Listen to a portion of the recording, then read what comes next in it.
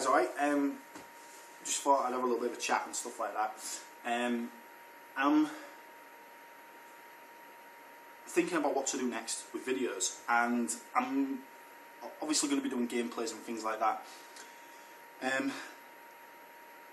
I've got a 3DS. I don't know if any of you guys know that. I might have done a video on it or something. I'm not entirely sure. But I've been collecting games, not realising, you're not conscious of how many I've got and what I was doing and everything like that. I've just been, oh, that's really cheap. Oh, that's really cheap. Let's have that. Let's have that. In fairness, I've been paying like £4, £5, £6, £7 at a time for games. Maybe sometimes £8 or something like that. I've been picking up games. Admittedly, some of them are kind of old school, boring, not necessarily what the 3DS is about or whatever. Some of them are good. Some of them would have been rubbish if you'd have paid full price for them.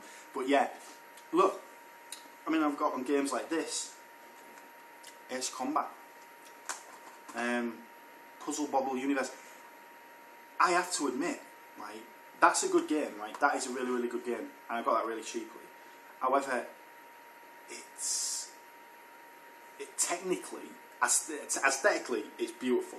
Presentation is beautiful, but this game is missing like loads. If you go back to the Saturn era, the PlayStation Saturn era, you get games like Bust a Move 2, Bust a Move 3, right? Or Puzzle Bobble 2, Puzzle Bobble 3, and Puzzle Bobble 3 DX and things like that, right? They had like editors, challenge modes, tons of different aspects to them, loads of extras, extra characters, blah blah blah blah blah, right?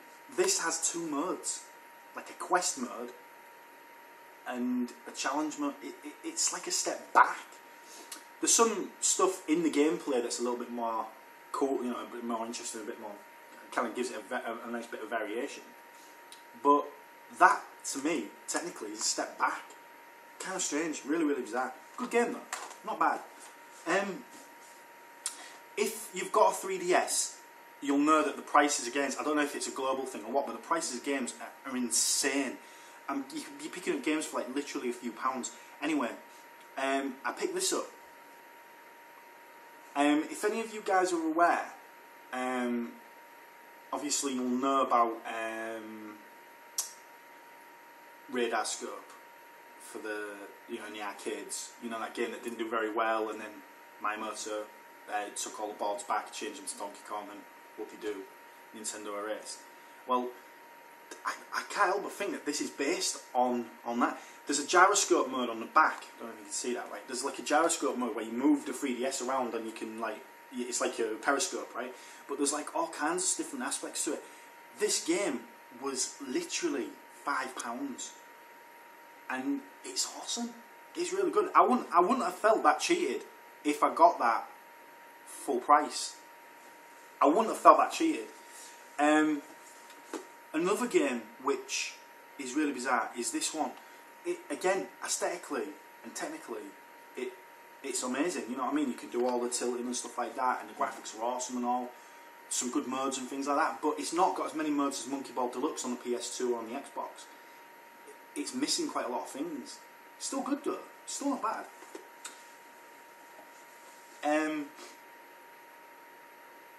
Here is my. It was a game that I don't know. I'm confused about. It's this one. I want to like it, but it just misses something. It's got an ingredient missing.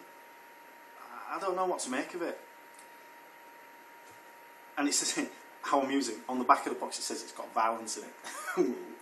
Yeah, right. I've got a few other games as well, you know. My latest purchase, I think I've done a video. I can't remember what I've done and not done. But I don't know if I've mentioned this. I don't think I have. It's this one. Theatrhythm Final Fantasy. It's a rhythm action game, but with RPG undertones. Sounds pretty appealing. Here's the best bit. It's all Final Fantasy music from the first game down the line. Sounds pretty good to me. And that, I can't believe this. Guess how much that was? Most shops sell that for about £20, right? This, £10. £8 for this, £10. That's not at all bad, because that's virtually a new bloody game. That's only been out a little while, and it's even got all the registration cards in it and stuff like that. So there you go. What I wanted to say, what I wanted to ask, was pretty straightforward really. It's, do you think 3DS has a place on the channel? I wanted to do 3DS videos, and I think I can get a technique down that gives you a bit of a nice feeling of 3DS. Again, it's the same principle with the Virtual Boy. Am I missing the point by just pointing the camera at it and going, look? What I wanted to ask you guys was, what do you think about 3DS? Do you think it has a place on the channel? Do you think that 3DS is worth covering to some extent? Maybe if I tailor it to just old school games. Maybe if I tailor it to just games that we all, we all know and, appreciate or whatever. I don't know. Let me know your thoughts. For me, I like the system. There is a lot to like about it.